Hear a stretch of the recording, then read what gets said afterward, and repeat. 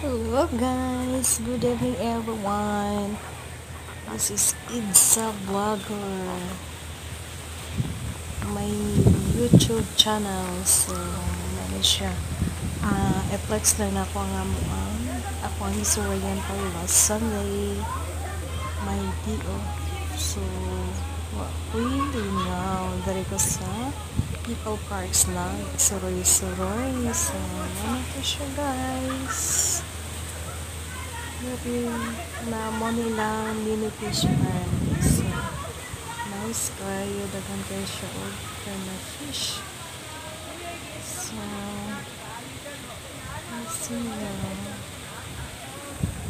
So, makawala ko sa kakape, no? Kaya, siguro kung ako lang na budget. So, kanino tala ang akong balay butangan ako sa ako ang backyard o ng ani nga fish pan. Wala man siya sa kakapoy, sa kalaay. Malingaw na siguro ko. Sana na siya. Ilang mini fish pan. So, ano siya guys? Happy na kung makakita ko mga yun ani. So, let's see. Okay. So, dili kay maura ni atong makita dahil dapito sa People Parks na apay daghan. There's more. So, dali pwede nimo ikabanding nimo yung mga family, mga anak, or pwede rin magbarkada sa mga dari, mga fish pan watching. So, ano siya. Indot dari ang view.